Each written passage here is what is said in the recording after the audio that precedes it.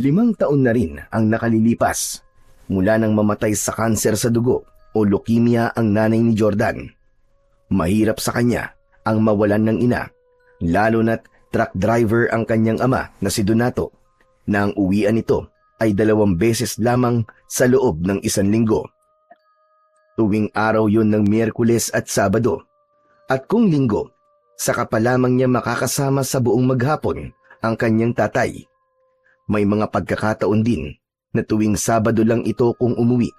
Kaya naman, sa murang edad ni Jordan na 11 taong gulang, ay natuto na siyang alagaan at asikasuhin ang kanyang sarili. Yun din kasi ang ipinamulat sa kanya ng kanyang namayapang ina. Naturuan niya si Jordan ng mga gawaing bahay, gaya ng pagluluto, paglilinis at paglalaba. Inihanda nito ang anak para sa kanyang pagkawala. Kaya naman, kahit nag-iisa lang si Jordan sa buhay, mula nang mamatay ang ina at ang ama ay abala sa trabaho, kinakaya ng bata na mabuhay. Kaya nga, hinahangaan din siya ng ibang kakilala at kapitbahay. Hanggang isang umaga, galing sa tabing dagat si Jordan.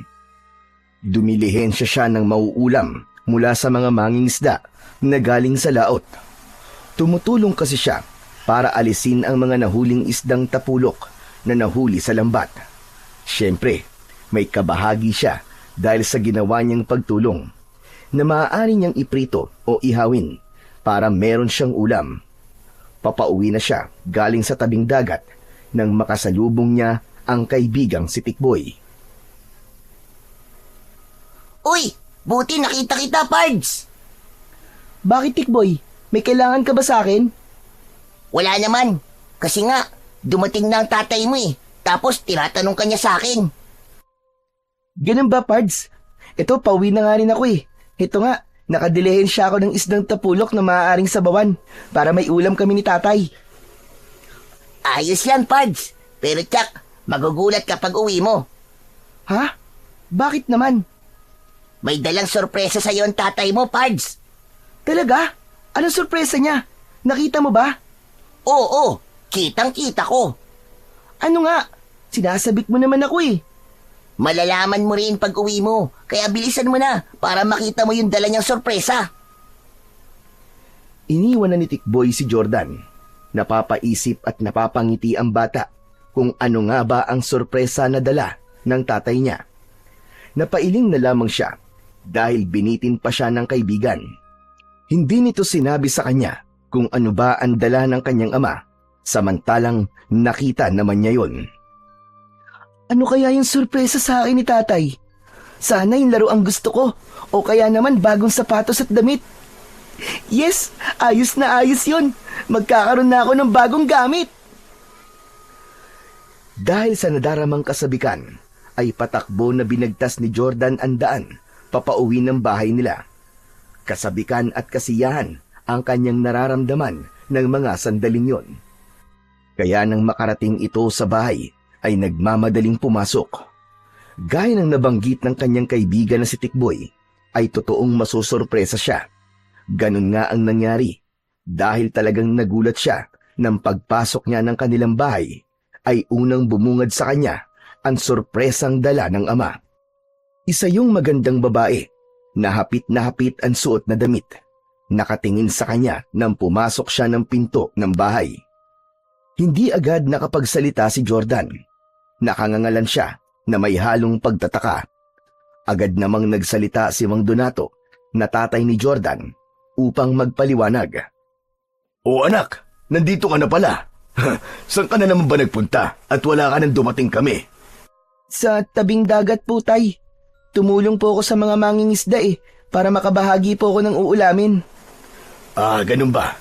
Siya nga pala anak, may kasama ako, si Persida. Hello, Jordan. Totoo nga pala ang sinabi ng tatay mo. Nagwapo ka. Hindi naman po masyado. Saka, nagmana lang naman po ako kay tatay eh. Oo nga naman. Nakakatuwa pala itong anak mo, Donato. Palabiro. Saan pa ba magmamana ng kagapuhan ng anak ko, kundi sa akin? Oo naman, syempre. Tama ka.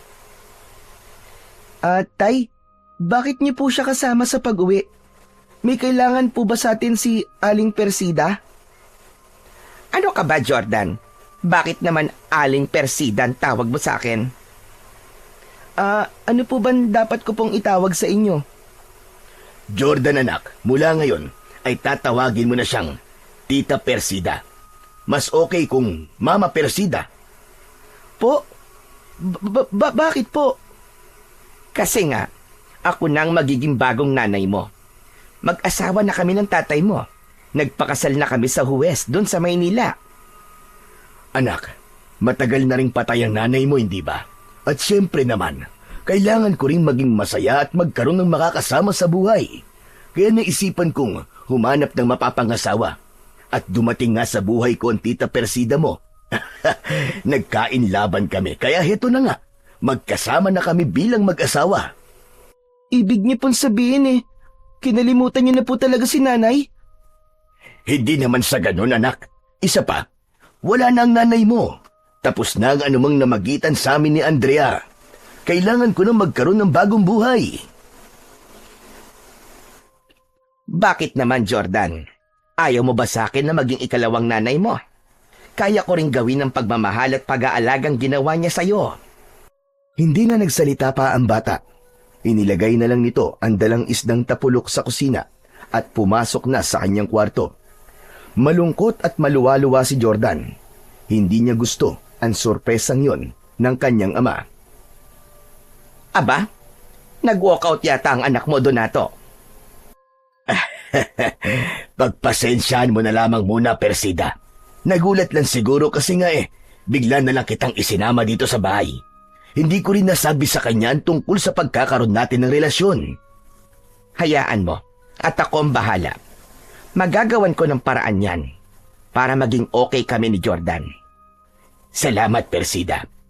Saka ang tanging inaasam ko lang naman ay matanggap ka ni Jordan bilang bago niyang nanay. Sa loob ng kwarto ay tumutulo ang mga luha ng bata. Hawak niya ang naka-frame na larawan ng kanyang ina.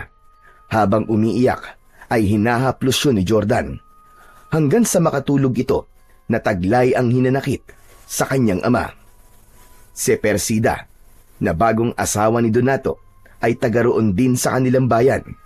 Ilang barangay lang ang layo nito mula sa Barrio Domingo na kanilang tirahan.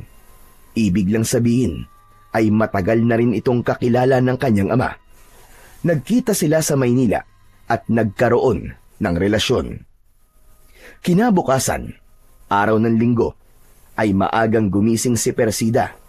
Nagluto siya ng almusal, kaya nakahanda na ang pagkain ng magising si Donato. Pinuntahan nito ang anak upang gisingin para sabay silang tatlo na kumain. O anak, iligpit mo na ang pinagtulugan mo at nang makakain na tayo. Mauna na po kayo, Tay. Hindi maaari, anak. Dapat tayong sabay kakain. Maagang ang gumising ang Tita Persida mo Nagganda siya ng almusal para sa atin. Nagluto ng hotdog na paborito mo.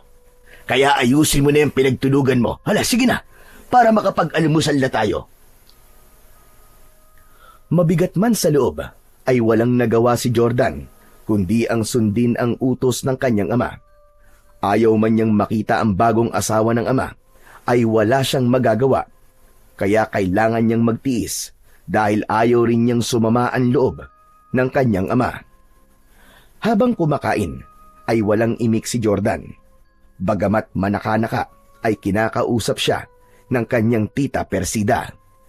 Jordan, anong gusto mong ulam sa tanghalian? Kahit ano po. Wala akong alam na kahit na ano. Ano nga, Jordan? Anong gusto mo? Hindi naman mapili sa pagkain ng anak ko, Persida. Kaya ikaw na ang bahala kung anong gusto mong lutuin. O siya, sige. Mag-aadobo na lamang ako ng manok. At tsak magugustuhan niya yon. Tuloy lang sa kanyang pagkain ang bata. Hindi siya interesado sa kahit na ano pang lulutuin ng kanyang Tita Persida. Masakit pa rin sa loob niya na pinalitan na ng ama niya ang kanyang ina. Bilang bata, ay sadyang hindi yun madaling tanggapin. Dahil araw yun ng linggo, at pahinga ni Donato sa trabaho, kaya nasa loob lang ito ng bahay, kasama sa silid si Persida.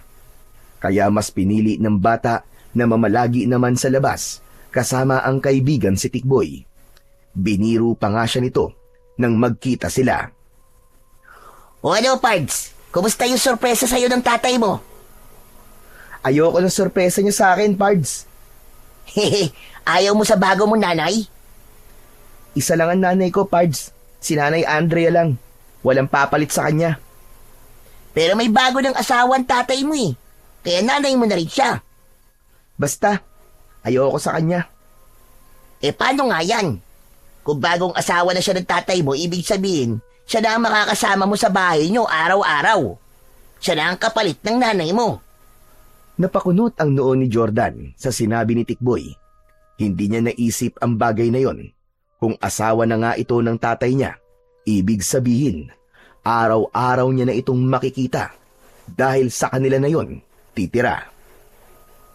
Oh, ano nangyari sa'yo, Pards? Ba't nawalan ka ng kibo dyan? Eh paano nga kung tama ka, Tikboy? Ibig sabihin pala, makakasama ko na lagi sa bahay yung bagong asawa ng tatay ko. Ang bagay na yon, ang lubos na ikinakabahala ni Jordan, ay siya nga palang mangyayari. Dahil kinabukasan, araw ng Lunes, ay maagang umalis ng bahay ang kanyang ama. Madilim pa nun at narinig niya na nag-uusap ang tatay niya at si Persida. Nagpapaalam ang tatay ni Jordan dahil kailangan ng bumalik sa trabaho. Hindi nito kasama ang bagong asawa, kaya ibig lang sabihin nun ay maiiwan ito sa kanilang bahay. Sapagkat maaga pa nang umalis ang tatay ni Jordan, ay nakatulog uli siya. Kaya lang, nagising siya sa kalabog at sipa sa kanyang paa. Nagulat pa siya sa ginawa ni Persida. Hoy! Hoy! Aba, umaga na. Bumangon ka na nga riyan. Tumayo ka na.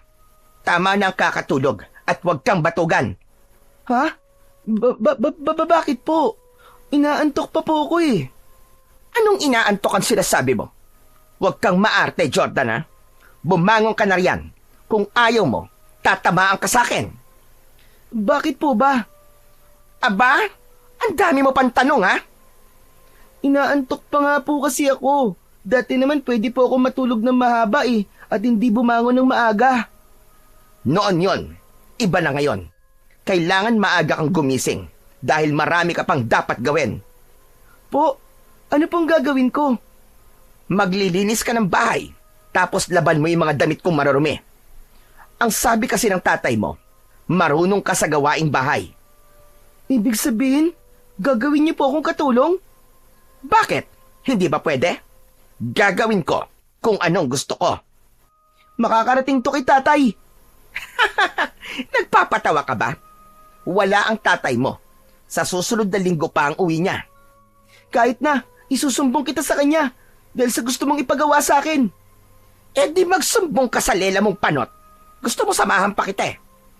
Saka para sa kaalaman mo, may permiso ng tatay mo yung ginagawa kong ito. Siya pa nga ang may sabi sa akin na maaari kitang utusan. Hindi ako naniniwala sa'yo. Hindi yung gagawin ni tatay. Bahala ka kung ayaw mo maniwala. Basta ako, gagawin ko lang yung sinabi niya sa akin na maaari kitang utusan. Kaya tumayo ka na riyan para masimulan mo na ang paglilinis itong bahay. Tapos mamaya maglalaba ka at ikaw rin ang magluluto ng pagkain natin. Eh kayo, anong gagawin niyo? Problema ko na yon. Wala kang pakialam. O ano? Tatanga ka na lang ba dyan? Baka samain ka na sa akin. Kinuha ni Persida sa kanyang paa ang tsinelas. O ano? May reklamo ka ba? O makakatikim ka ng palo nitong aking tsinelas? Nakita ni Jordan na hindi nagbibiro si Persida dahil ayaw din niyang mahataw ng tsinelas, kaya tumayo na lang ang bata para sundin ang utos ng kanyang madrasta. Mula sa araw na yon, ramdam ng bata na yun na ang simula ng kanyang kalbaryo. Magkakaroon na ng malaking pagbabago ang takbo ng kanyang buhay. Totoo ba sinasabi mo, Jordan? Ginawa kang katulong ng tita Persida mo? Oo, Tikboy, tama ka. Kaya nga hindi kagad ako makaalis ng bahay.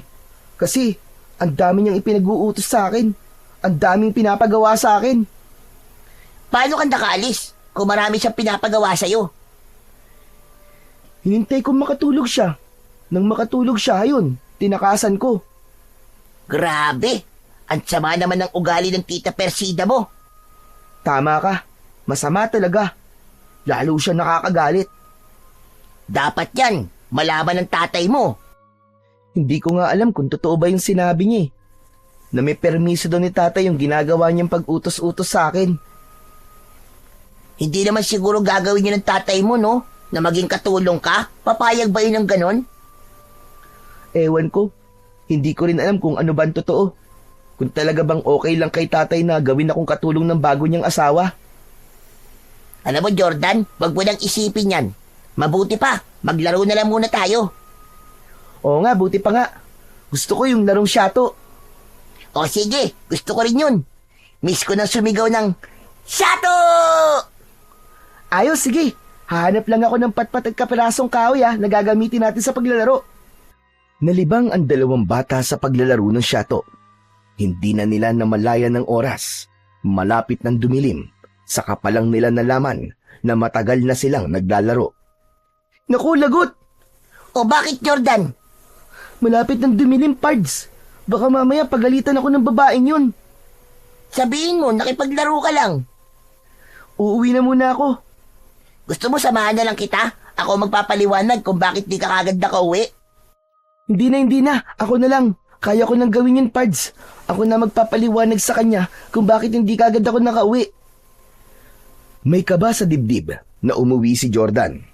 Medyo malayo pa siya ay nakita na niya na nakaabang sa may pinto ng bahay si Persida. Kaya nang makalapit siya ay mataas ang boses at kasama rin ang pagtaas ng kilay na kinumpronta niya ang bata.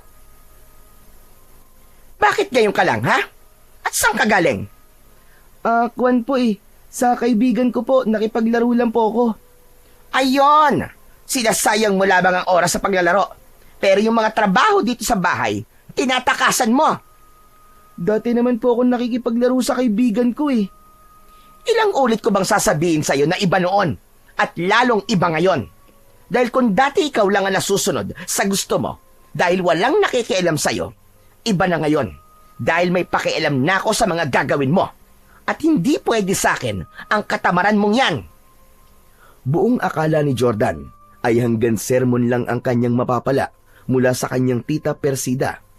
Kaya lamang, hindi ganun ang nangyari. Dahil biglang piningot ng babae ang kanyang tenga, kaya napasigaw siya sa sakit. Aray! Aray ko po! Ang tenga ko po masakit!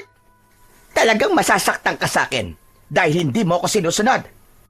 Pero naglaro lang naman po ako. Ang sabi ko sa'yo, huwag kang aalis ng bahay, di ba? Pero hinintay mo lang ako makatulog at tumakas ka. Gusto ko lang naman po maglaro eh. Hindi nga pwede. Dahil marami kang dapat na gawin dito sa bahay. At dahil sinuway mo ko, dapat lang sa'yo ay pinaparusahan. Isang patpat ang nakita ni Persida at inihataw yun sa puwetan ni Jordan. Aray! Aray ko po! Aray! Yan ang nararapat sa'yo. Pasaway na bata. Ano po bang problema nyo? Bakit niyo po ito ginagawa sa akin? Ano bang kasalanan ko sa inyo? At nananakit po kayo. Kabago-bago niyo lang po dito sa bahay namin, ganyan na kayo. Wala kang pakialam. Kahit ano pa ang gawin ko sa'yo, gagawin ko. Naiintindihan mo ako? Malaking katanungan yon sa isipan ni Jordan. Oo nga't bagong asawa siya ng kanyang tatay, pero wala siyang karapatang manakit. Lalo na kung wala siyang ginagawang kasalanan. Hindi rin makatwiran para sa bata na dahil nakikipaglaro siya at di natapos ang gawaing bahay ay parurusahan na kagad at sasaktan siya. Hindi ganun magdisiplina ang kanyang namatay na ina. Kahit ang kanyang ama ay hindi rin ganun na basta na lamang siyang sasaktan. Kahit sa mga simpleng pagkukulang o pagkakamali lang. Kaya hindi ganap na maunawaan ni Jordan ang tunay na dahilan ng pananakit sa kanya ni Persida. Samantala, ang ginawang pananakit ni Persida kay Jordan ay nakita pala ng kaibigan ng bata na si Tikboy. Sinundan pala siya nito hanggang makauwi dahil nga nakita niyang nakaramdam ng takot at pagkabahala si Jordan nang inabot sila ng hapon sa paglalaro. Lumapit si Tikboy kay Persida at nagpakita ng katapangan. Hoy, ikaw! Bakit mo sinasaktan ang kaibigan ko, ha? At sino ka naman bubwit ka? Nagtatapang-tapangan ka pa, ha? Anong ginawa mo kay Jordan? Wala ka ng pakialam, batang uhugin. Ang sama-sama ng ugali mo. Bigla ka na lamang nananakit. Lagot ka. Isusumbong kita kay Mandonato dahil sa ginawa mo sa kaibigan ko. Hindi ako natatakot. Kahit pa sa general o kaya sa presidente ng Pilipinas ka pa magsumbong. Tikboy, umuwi ka na lang, sige na. Huwag ka na lang makialam dito. Sinaktan ka ng babae niyan na mukhang aswang. Sinong mukhang aswang, ha? Sino pa? Di ikaw. Mukha kang bruwang aswang. Aba, pasmado ang bibig ng batang ito, ha? Baka pati ikaw ay idamay ko sa galit ko. Sige, subukan mo. At tatama sa ulo mo tong batong hawak ko na kanina ko pa gustong ipukol sa'yo. Dahil nakita kong sinasaktan mo ang kaibigan ko.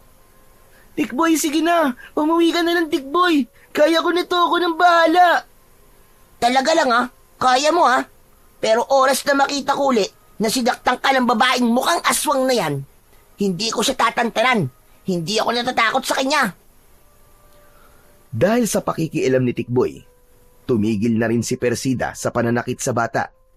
Ayaw din niyang malaman ng ibang taga ron ang ginagawa niya kay Jordan. Pero para sa sarili niya, ay hindi siya titigil na saktan ng bata. Kung ano man ang dahilan, ay siya na lamang ang nakakaalam nun. Bagay na hindi pa kayang ipaalam ni Persida. Lumipas pa ang ilang mga araw. Umuwi ng bahay si Donato. May mga pasalubong ito kay Persida, mga groceries at ilang damit. Siyempre, hindi mawawala ang pasalubong niya para kay Jordan. Agad pumulupot na parang sawa at naglambing pa si Persida kay Donato. Ay, Donato, nandiyan ka na pala. Namiss kita na sobra. Ako rin naman, miss na miss kita, Persida. Talaga lang, ha? Kaya mamaya, humanda ka sa akin. Sarap-sarap. Ang bango-bango mo talaga. Ano ka ba? Nakikiliti naman ako sa'yo. Hindi ka makapaghintay, eh. Siya nga pala. Kumusta naman ang pakikitungo sa'yo ng anak ko? Okay lang. Gaya ng bilin mo sa akin, ako ang bahala sa kanya na dapat ay asikasuhin ko siya at pagsilbihan. Yun naman ang ginawa ko. Ang swerte ko naman talaga sa misis ko, aba. Salamat naman at itinuturing mong parang tunay na anak si Jordan. Dinig na dinig ni Jordan ang mga sinabi ni Persida. Nag-iinit ang kanyang puno ng tenga. Gusto niyang sumigaw at sabihin na nagsisinungaling ang kanyang tita Persida. Pinipigilan niya yon, kaya lamang pilit na kumawala ang kanyang nararamdamang galit. Hindi, tay. Sinungaling po ang babaeng yan. Hindi po totoo sinasabi ng asawa niyo. Ako po nagsisilbi sa kanya, samantalang siya, buhay reyna. At Jordan, ano pa sinasabi mo? Bakit ka ganyan? Totoo naman yun, ah. Lahat ng trabaho dito sa bahay kung pinapagawa mo, ginagawa mo akong katulong. Nakakasama ka ng loob, Jordan. Pagkatapos ng pagsisilbi ko sa'yo, ipinagluto pa kita ng masarap. Ganyan pa ang gagawin mo sa akin. Papaligtaran mo ako sa harap ng tatay mo. Anong binabaliktad? Talaga namang akong gumagawa ng trabaho dito sa bahay, ah. Tama na. Tama na ang pagsisinungaling mo. Huwag kang magsabi ng hindi naman totoo. Grabe ka. Ang husay mo talagang umarte. Hindi ako umaarte. Donato, mahal. Paniniwalaan mo ba ang sinasabi ng Jordan na yan? Ako nga sinasalbahin niya. Nagsama ka pa nga ng kalaro mo dito at gusto niyo akong pagtripan. Napakasinungaling mo talaga. Sinungaling ka. Tama na yan, Jordan. At pwede ba? Bigyan mo naman ng konting respeto ang tita Persida mo at huwag kang gumagawa ng kasinungalingan. Ako pa talaga ngayon ang sinungaling, tay. Totoo po lahat na sinasabi ko. Ginawa po akong katulong ng babaeng yan. Huwag mo sabihing paniniwalaan mo siya, Donato. Ang totoo, may galit sa akin ang anak mo. Ayaw niya sa akin. Ang gusto niya ay pasamain ako para magalit ka sa akin at paalisin mo ako rito sa pamamahay niyo. Kasi ayaw niyang nandito ako. Para sa kanya ay ako ang kontrabida.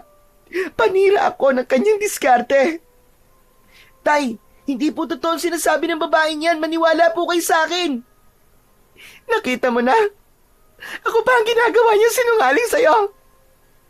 Yan siguro natutunan ng batang yan sa lagi niyang paglabas-labas at pakikipaglaro sa mga kaibigan niya. Kung ano-anong natututunang hindi maganda.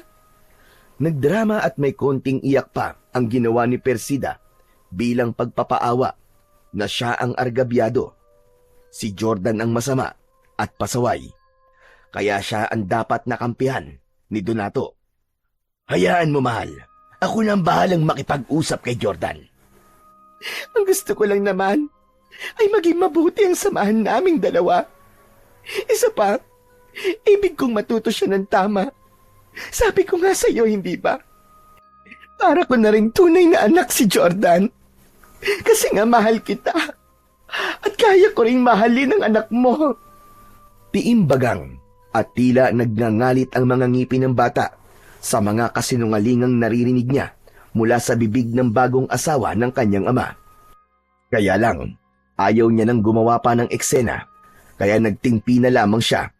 Lihim namang napapangiti si Persida dahil ramdam niyang siya ang pinaniniwalaan ni Donato. Nang kausapin nga ni Donato ang anak, ay napatunayan ng bata na mas pinaniniwalaan nito ang bagong asawa. Jordan, ayoko ng ginawa mo, ha? Tay, wala po akong masamang ginawa. Yung mga sinabi sa akin ng tita Persida mo, gusto mong paalisin siya rito. Kaya kung ano-anong sinasabi mo masama tungkol sa kanya. Imposible. Talagang mas naniniwala kayo sa kanya, Tay. Kilala ko ang tita Persida mo. Tay, anak niyo po ako. Hindi niyo po ba ako kilala? Kung sino po sa amin ang higit na nagsasabi ng totoo? Tama na, Jordan, tama na. Basta ang gusto ko, wag nang lumala ang problema. Sundin mo na lamang ang gusto ng tita Persida mo dahil alam niya ang mas tama. Saka sabi ko nga pangalawang nanay mo na siya at dapat igalang mo siya at sinusunod mo. Tumahimik na lamang si Jordan dahil kahit ano pang paliwanag ang gawin niya ay imposibleng paniwalaan pa siya. Kumbinsido na ang tatay niya na tama at totoo ang mga kadramahan ni Persida. Kaya naman, ikinalungkot ni Jordan ang bagay na yon dahil nga wala nang tiwala sa kanya ang kanyang ama. Marahil sadyang plano yon ni Persida na gagawin ang lahat, magkasira lamang sila ng kanyang ama.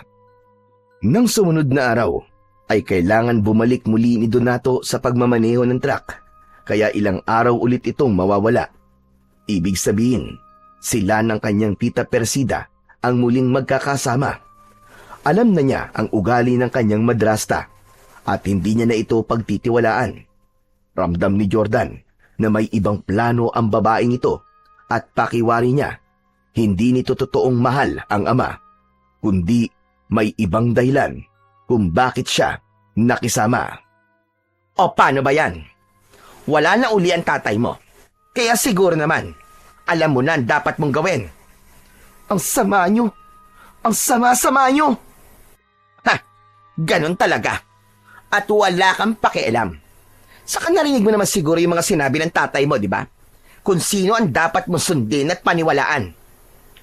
Sinabi lang yun ng tatay ko. Pero hindi ko yung gagawin. Dahil sinungaling ka. Sinungaling! Eh di sige. Kung gusto mong magmatigas, ikaw rin ang kawawa. Sino ba sa atin ang paniniwalaan ng tatay mo? Hindi ba't ako yon? Ano ba talaga ang kailangan mo sa tatay ko, ha? Sa akin na lang yon. Ko naman sasabihin sa'yo. Nako, ba't ko ba kailangan makipagtalo? Wala naman akong mahihita sa'yo, no? Kung ano man ang plano mo, hindi ako papayag na mangyari yon. Nagbabanta ka ba? Hindi. Kundi sinasabi ko lang sa'yo. Kasi wala akong katiwa-tiwala sa'yo. Hindi ko nga alam kung ano nagustuhan ng tatay ko sa'yo eh. napakasama ng ugali mo. Ugaling basura. Sige, sabihin mo na kung anong gusto mong sabihin. Basta ako, wala akong pakialam sa'yo. Isa pa, wala kang magagawa sa ibig kong mangyari. Baka hindi mo kilala kung sino ang kaharap mo. Nagpipigil lang ako sa iyong bata ka. Pero ang totoo, gigil na ako sa iyo. Gustong gusto na kitang kainin ng buhay. Napaurong si Jordan sa matatalim na tingin ni Persida. Dumidilim din ang muka nito. Napalunok ang bata. Ramdam niyang may kakaiba nga sa pagkatao ng kanyang madrasta. Kaya para sa kanya ay maling-mali na pinakasalan nito ng kanyang ama. Dahil sa hindi magandang ipinapakita ni Persida kay Jordan, ay umiiwas na lang ito sa kanya. Mabigat man sa loob, ay sinusunod ang mga utos nito. Pinili ng bata na gawin yon dahil meron din siyang nais malaman tungkol sa tunay na motibo ni Persida sa kanyang tatay. Hindi ko pwedeng pabayaan si tatay. Alam kong may ibang gustong gawin ng babaeng pinakasalan niya. At yun ang dapat kong malaman.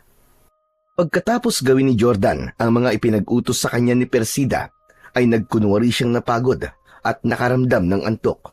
Hindi naman siya pinakialaman nang nagkunwari siyang natutulog. Pinakiramdaman niya na abala ang babae sa pag-aayos ng sarili. May kutob siya, naaalis ito at merong pupuntahan. Kaya mga ilang minuto pa ay naramdaman niyang lumabas na ito ng bahay. Agad siyang bumangon at sumilip sa bintana. Nang makita na medyo nakalayo na si Persida, ay agad siyang lumabas. Patago-tago niyang sinundan si Persida nang makita siya ni Tikboy na nakakubli sa isang poste. Uy, Pards! Ano bang ginagawa mo dyan? Kanino ka ba nakikipagdaro ng tagu-taguan? Halika rito! Huwag ka maingay, huwag ka dyan! At baka makita niya ako. Sino ba pinagtataguan mo? Nakulitan si Jordan sa kaibigan niya, kaya bigla niya itong hinaltak para magkubli rin sa may poste. Ang kulit mo rin talaga no? Sabi ko na nga huwag ka dyan dahil baka makita tayo. Sino ba kasing pinagtataguan mo? Siguro Tita Persida mo, no? Nakasalubong ko nga siya. Ang kapal ng makeup Tapos, parang naligo ng pabango. Saan ba ang punta nun? Hindi ko nga alam Tara, samahan mo na lang ako at susundan natin siya. Saan nga? Hindi ko nga rin alam. Basta, sundan na lang natin siya. Pumayag naman si Tikboy na sundan nila si Persida. Doble ingat ang ginawa ng dalawa sa pagsunod nila sa babae. Kailangan hindi sila makita at malaman na may sumusunod sa kanya. Ayun, Pards. Tumambay sa may tindahan. Ano kayang gagawin niya doon? Nako, naloko na. May hinihintay pala siya. Hala, may lalaking lumapit sa kanya, Pards. Umakbay sa kanya yung lalaki, Teka lang, di ba asawa siya ng tatay mo? Bakit ganun? May iba pa siyang kalandian. Nakikipagkita pa siya sa ibang lalaki. Ano yun? Dala-dalawa ang asawa niya? Ewan ko, hindi ko alam. Nako, mukhang niloloko niya ang tatay mo, Pards. Ang sama naman ng babae na yan. Anong gusto mong gawin natin? Sugurin natin? Tapos upakan natin yung kasama niyang lalaki? Ano ka ba? Sira ulo. Hindi pwede yun.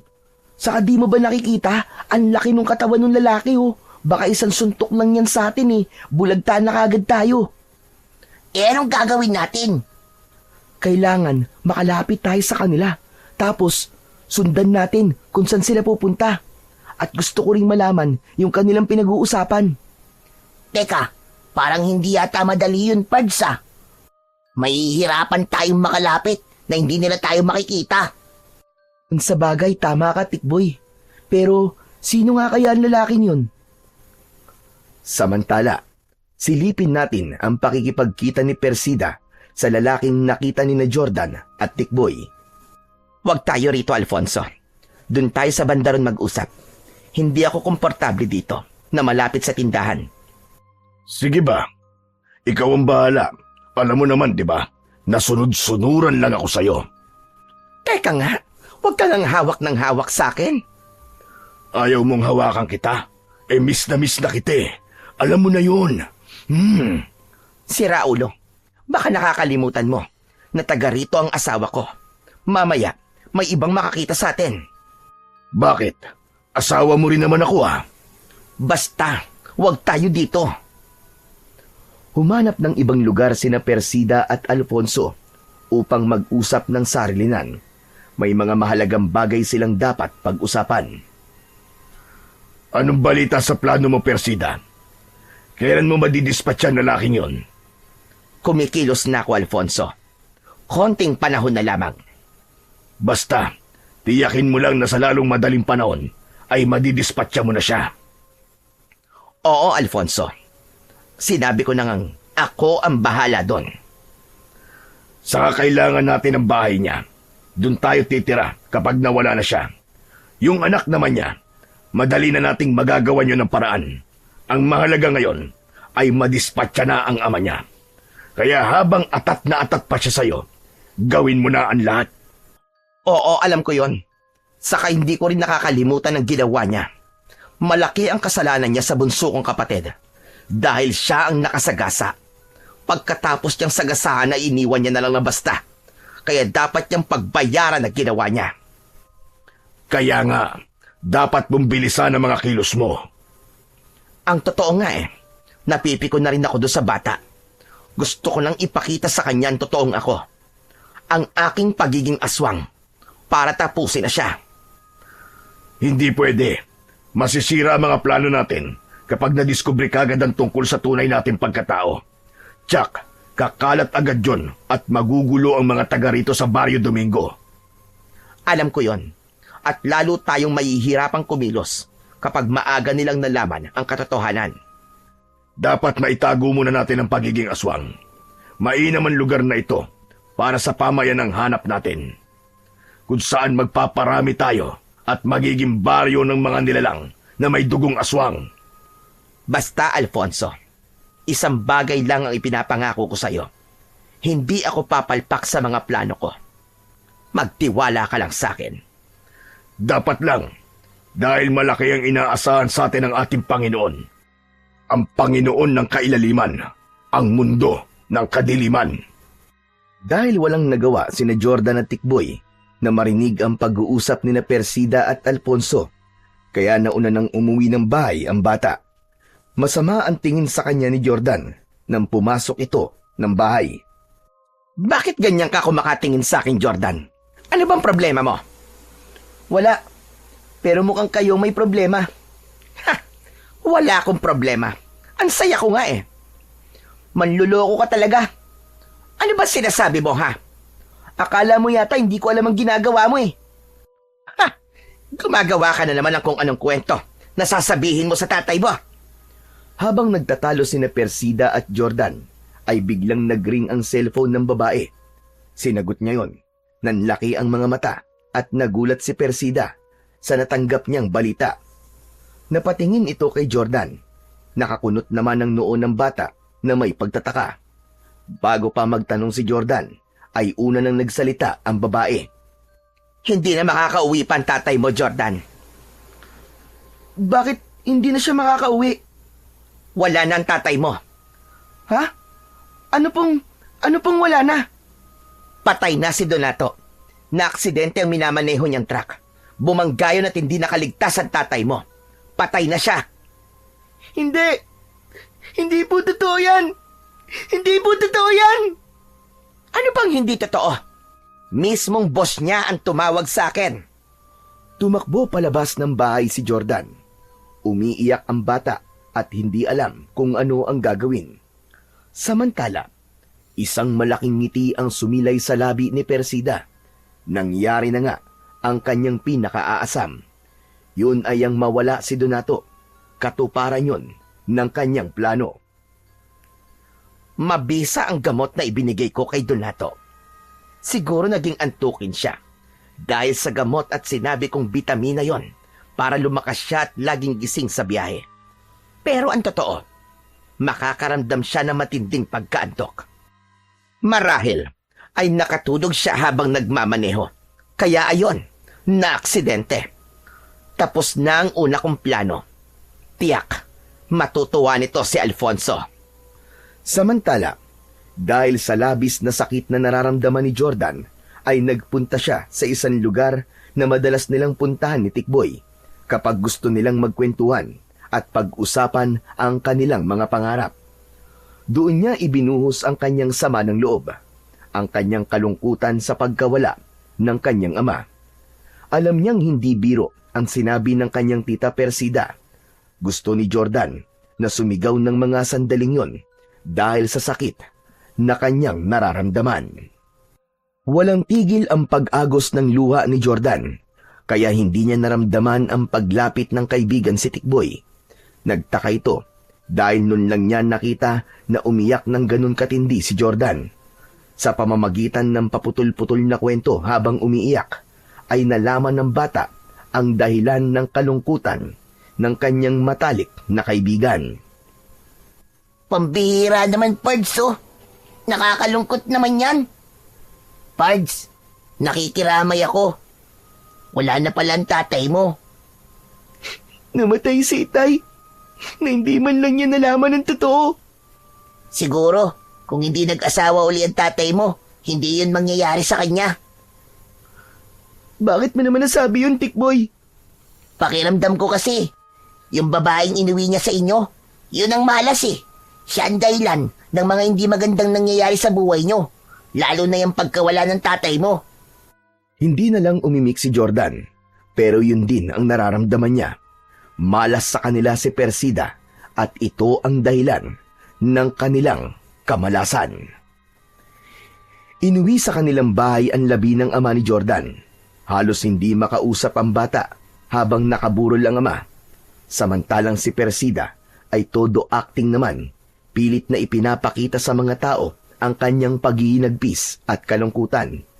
Kitang-kita ng bata kung anong klase ng kadramahan at pagkukunwari ang ginawa ng kanyang tita Persida. Sa tulong ng mga kapitbahay at ng barangay, ay nailibing ng maayos ang ama ni Jordan. Unang gabi yun, sa bahay ni na Jordan, na wala na ang kanyang ama. Hindi niya inaasahan na sa pagkakataon ding yun, ay pupunta ang lalaking nakita nila ni Tikboy. Anong kailangan mo? Bakit ka nandito? Makikipaglamay sana ako. Kaya lang, nailibing na nga pala ang tatay mo. Kilala kita. Ikaw yung nakita namin nakasama ni Persida. Teka, wala kaya tang paggalang sa kanya. Tita Persida dapat ang itawag mo. Hindi siya karapat-dapat sa anumang paggalang. Dahil masama siya. Manluloko siya. Niloko niya ang tatay ko. May alam ka na pala. Lumapit sa kanila si Persida. Mukhang inaasahan na ang pagdating na yon ni Alfonso. Halika, pumasok ka dito sa loob. Hindi siya pwedeng pumasok sa loob ng bahay. Alam kong may relasyon kayong dalawa. Ano naman ngayon? Baka nakakalimutan mo na naging asawa ko ng tatay mo at may karapatan na rin ako sa bahay na ito. Wala kang karapatan. Kundi ako lang. Kasi niloko mo ang tatay ko. Nako, tumigil ka na nga sa sinasabi mong bata ka at baka samain ka lang sa akin. Hindi ako natatakot sa'yo. Masasama kayo. Nagkampiyan kayo para mawala ang tatay ko. Aba, pagbibintang yan, bata. Saka aksidente ang pagkamatay ng tatay mo. Kaya wala kaming kinalaman dun. Hindi ako naniniwala. Alam kong kayo ang dahilan kung bakit siya namatay. Kayo ang dahilan. Kayo ang may kasalanan. Malapit na ako mapikon sa batang ito, Persida. Papatulang ko na ito. Sige, saktan mo ako. Akala mo yata natatakot ako sa'yo eh. Aba, palaban ka. Tapang-tapangan ng uhuging bata na ito. Baka sampulan na kita't makita mo. Pabayaan mo na siya, Alfonso. Sadyang mainit lang ang ulo niya dahil kamamatay lang ng tatay niya. Palampasin mo na lang. Halika, doon tayo sa kwarto. At marami tayong pag-uusapan. Saka, gusto ko namang maging masaya ngayong gabi. Buong pagtitimpi ang ginawa ni Jordan. Gusto nang umalpas ang galit sa kanyang dibdib, pero alam niyang wala ring mangyayari.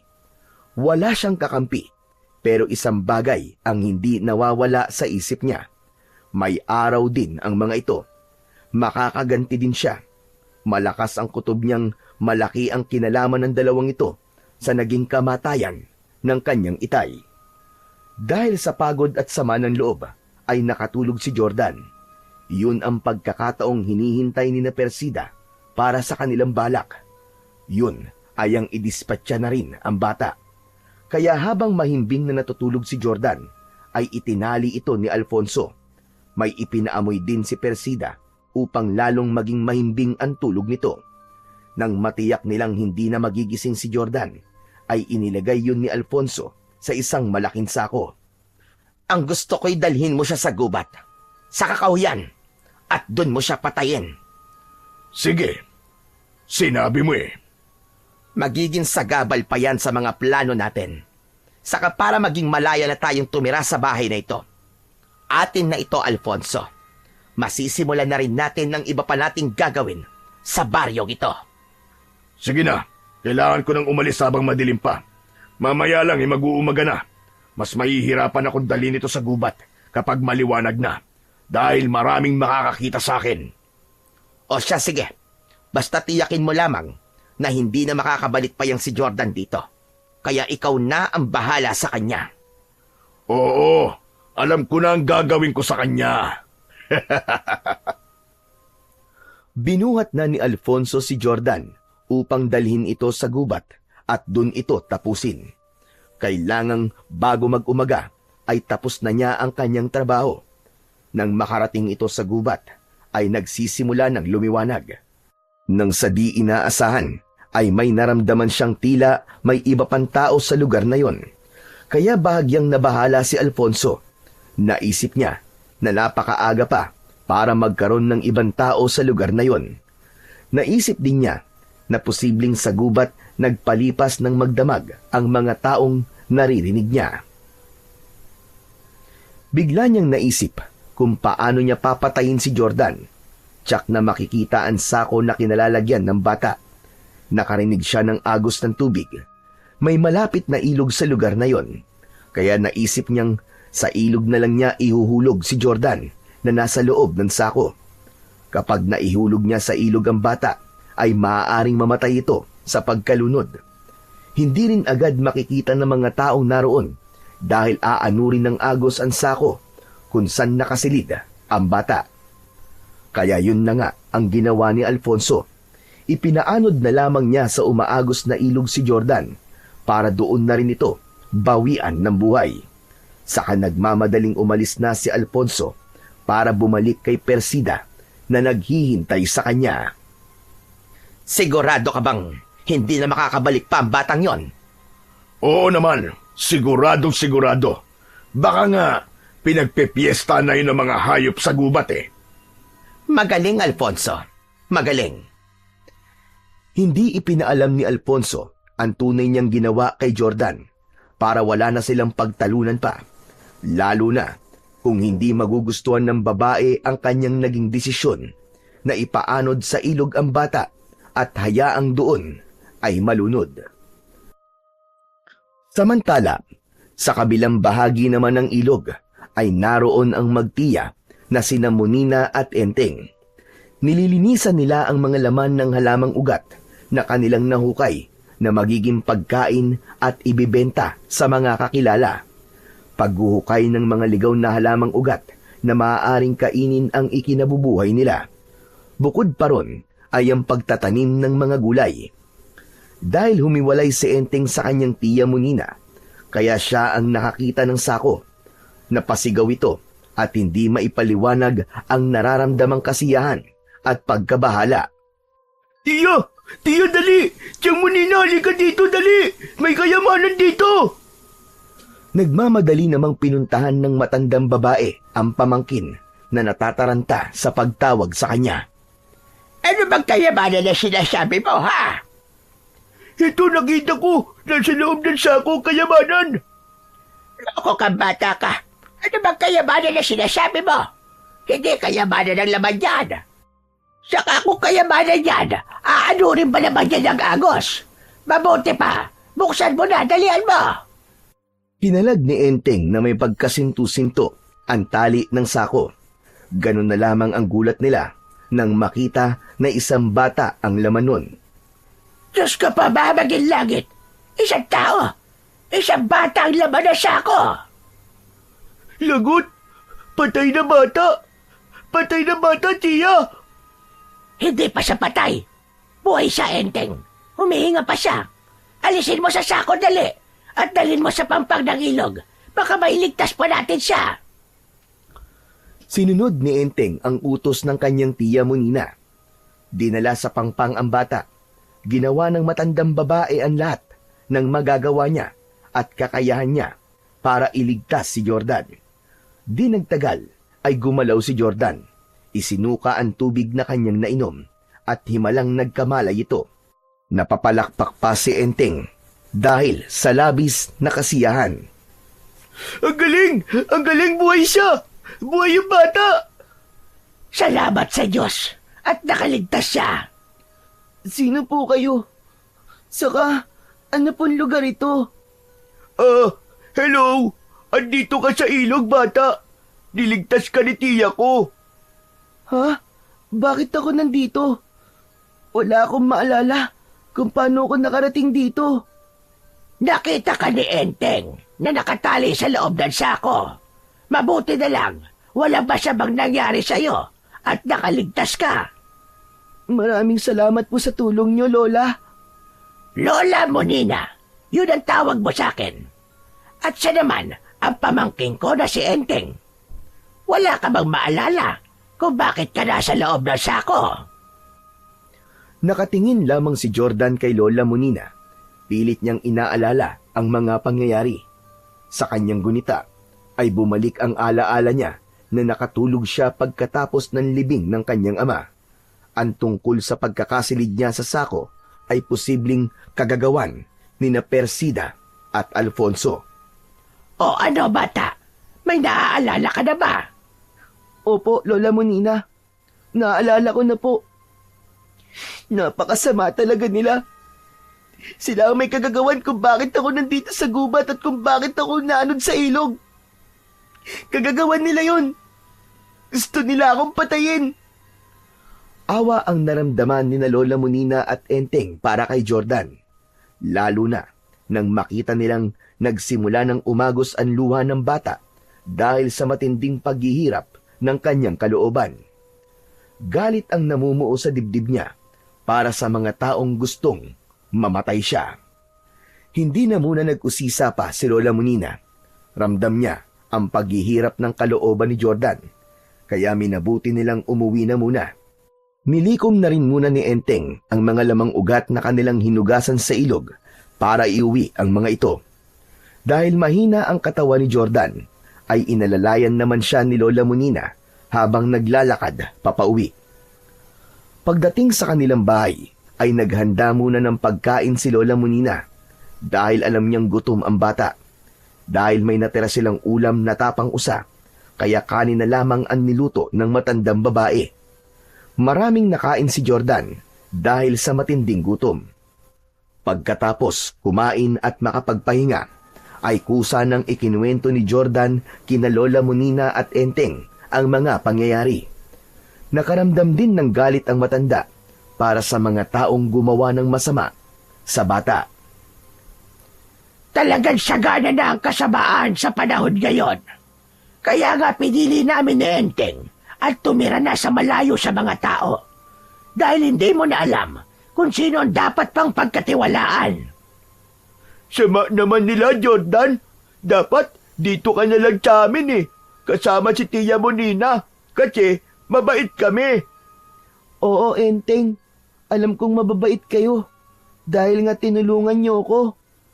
Ang mga taong sinasabi mo, dapat silang mawala, Jordan. Dahil kung mabubuhay pa sila, marami pa silang gagawing kasamaan. At may mga tao pa silang ipapahamak. Hindi ko lang po sila gustong balikan at gantihan. Kundi kailangan ko din po mabawi sa kanila ang bahay namin. Na iniwan po ng aking ama't ina. Para po sa akin yun. Dahil pinaghirapan po yun ng mga magulang ko. Kung sa bagay tama ka sa parte na yan, hindi dapat mapunta sa kanila ang bahay na galing pa sa mga magulang mo.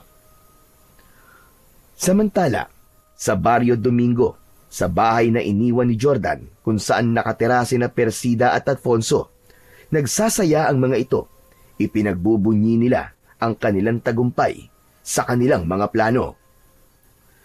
Magiging malaya na tayo, Alfonso. Wala nang makikialam sa atin ngayon. Kaya atin na ang lugar na ito. Maaari na nating isama dito ang iba pa nating mga kauring aswang. At dito natin pagpaplanuhan ang iba pa nating gagawin sa baryong ito. Tama ka. Sabik na rin ang mga kalahi nating gawin ang kanilang mga gusto. Lalo na ang palaganapin ng ating pagiging aswang sa lugar na ito. Maya-maya pa, habang nag-uusap ang dalawa, ay nagbago na ang kanilang mga anyo. Handa na nilang ipamala sa baryo ang kanilang tunay na katauhan at ipalasap ang kanilang kasamaan. Tayong mga aswang asmo ang siyang mga hari sa baryong ito. Kaya humanda silang mga taga rito. Matitikman natin ang kanilang mga lamang loob na lalong magpapalakas sa atin. Ama ka, nagawa mo na mga pagiganti sa naging kamatayan ng iyong kapatid. Dahil wala na si Donato at wala na rin ang anak niyang si Jordan. May iba ka pa bang gustong gawin, Persida? Marami pa, Alfonso. Nais kong ako ang maging kauna-unahang babaeng aswang na magkakaroon ng kakaibang lakas. Mapapasunod ko ang ibang uri ng mga aswang. Pero siyempre, hindi ako kasama dun. Dahil alam kong espesyal ako sa'yo. Alfonso, marami na tayong pinagsamaan sa hirap at ginhawa. Sinuportahan mo ko sa mga plano ko. Kaya siyempre, iba ang pagtrato ko sa'yo. Yan. Yan ang gusto ko sa'yo, Persida. Hindi ka nakakalimot.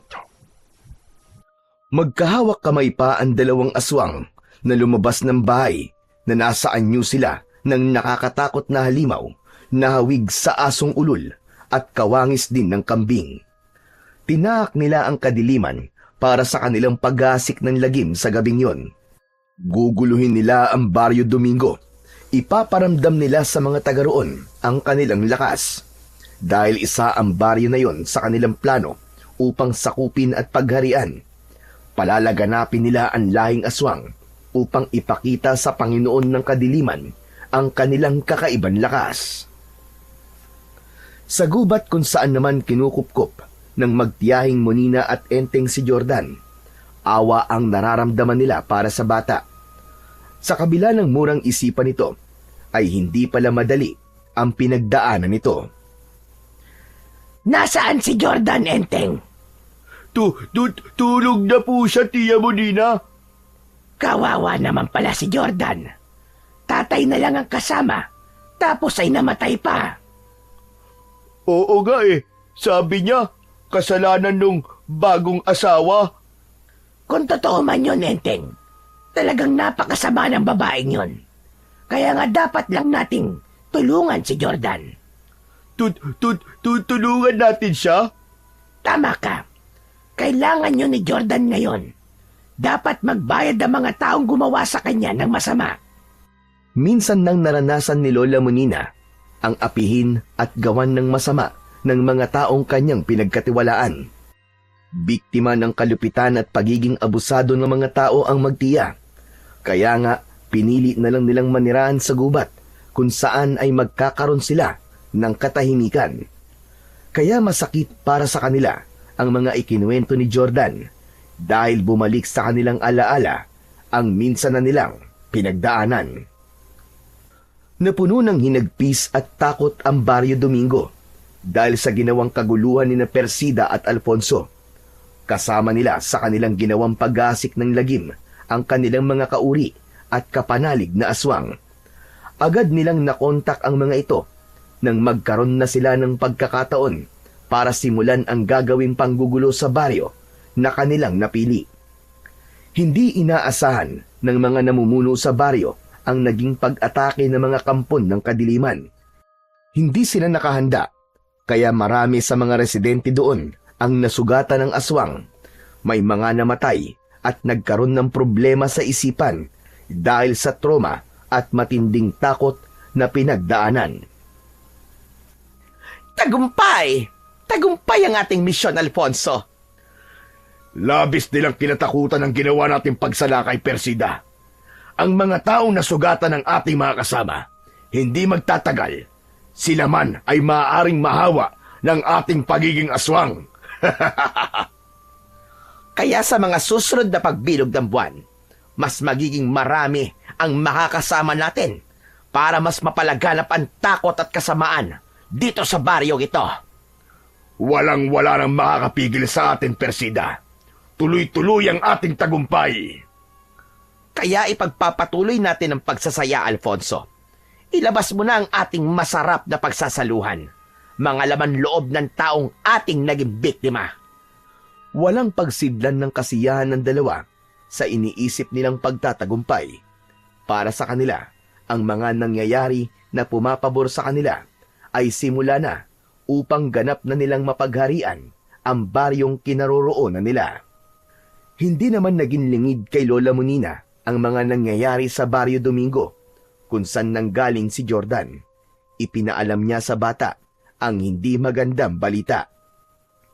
Kung ganun po pala, Lola Monina, pinamumugaran na po ng mga kampo ng kadiliman ng aming baryo. Ganun na nga, Jordan. Nababalot na ng takot ang baryong pinanggalingan mo. Dahil yun sa mga aswang. Si Aling Persida at Mang Alfonso. Alam kong sila ang may pakana ng lahat. Sila ang mga aswang. Hindi ba't sila rin ang nais mong balikan para paghigantihan? Opo, Lola Monina. Kailangan po sila mapigilan sa kanilang kasamaan. Kundi kaawa-awa naman po ang baryo. Mamamatay po ang mga nakatira doon. At baka ganap na pong makuha ng mga masasamang nilalang ang baryong yon. Nakapangako na ako sa'yo, Jordan. Tutulungan kita. Paano po, Lola Monina? Haharapin mo ang mga nilalang na nagpapakalat ng kasamaan sa inyong baryo. Pero Lola Monina, hindi ko po kayang gawin yun eh. Isa lang po akong bata. Wala rin po akong taglay na lakas. Huwag kang mag-alala. Sa bagay na yan ay matutulungan kita, Jordan. Basta't magtiwala ka lamang sa akin. Nakatitig lamang si Jordan sa matandang babae. Pilit na binabasa niya ang reaksyon ng mukha nito.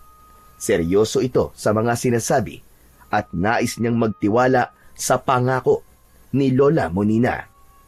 Kinabukasan ay nakita ni Jordan ang mga bote na may lamang likido at may kasama pang iba't ibang uri ng dahon ang nakapatong sa ibabaw ng isang maliit na lamesa. Kasama ni Lola Monina ang pamangking si Enteng. Jordan! Jordan! Halika dito, dali! Lapit ka! Lumapit ang bata sa kinaroroonan ng magtiya. Pinaupo ni Lola Monina si Jordan sa tabi ni Enteng. Gaya ng sinabi ko sa'yo, Jordan, handa kitang tulungan para tapusin ang ginagawang kaguluhan ng mga taong sinasabi mong mga aswang. Nakatingin lamang ang bata kay Lola Monina. Nais niyang pakinggan ang lahat ng sasabihin nito. Ang mga bote na may lamang halamang gamot, yan ang makakatulong sa'yo para magawa mong labanan ang mga kampon ng kadiliman. Hehehe, mahusay Lola Monina ko. Mabagsik siya mangkukulam. Totoo yun. Napaangat ang mukha ni Jordan sa sinabi ni Enteng. Hindi makapaniwala sa sinabi ng pamangkin ng matanda. Ano po? Mangkukulam po kayo, Lola Monina? Tama ka, pero hindi gaya ng iniisip mo mangkukulam, Jordan. Hindi ko ginagawa ang pangkukulam para parusahan ng isang taong walang kasalanan. Mga taong may maiitim na budhi, mga taong mapanlamang sa kapwa, at hindi nabubuhay ng patas ang taong pinatitikim ko ng aking galit. Dahil karapat-dapat lamang silang parusahan at paghigantihan. Pero, Lola Monina, paano po ako makakaganti at mapapatigil po ang kasamaan ni na Aling Persida? Isa sa mga boteng nakikita mo ay may lamang likido at nagtataglay ng mutya mula sa buto ng mansanas. Ano po? Mutya po galing sa buto ng mansanas? Tama ka ng pagkakarinig, Jordan. Buto ng mansanas. Ang bawat lagok mo sa likidong nasa loob ng bote ay magbibigay sa'yo ng pambihirang katangian. Habang may bisa sa katawan mo, ang likido na pinagbabaran sa mutya mula sa buto ng mansanas, anumang sugat sanhi ng kahit na anong sandata ay kusang maghihilom. Magbibigay din sa iyo to ng liksi sa pagkilos at lakas na kailangan para harapin mo ang mga aswang. At hindi lang yon. Heto, kunin mo ang maliit na supot na ito. Lola Monina, ano naman po ang laman nito? Buto ng mansanas. Pambihirang buto ng mansanas. Ang bawat buto na yan ay katumbas ng isang granada. Maaari mong gamitin yan para pasabugin ang katawan ng mga aswang. Balit, bagay maingat ka sa paggamit yan dahil maaaring maapektuhan din ang kahit na sino sa pagsabog. Lola Monina, hindi ko po akalain na ang buto pala ng mansanas ay may pambihirang katangian laban po sa mga aswang. Tama ka, Jordan. Hindi lang yan alam ng ibang tao. Dahil bibihira ang taong binibigyan ng kaalaman tungkol sa mutya ng mansanas. Bigay kay Tia Monina, kaibigan niya Engkanto. Ha?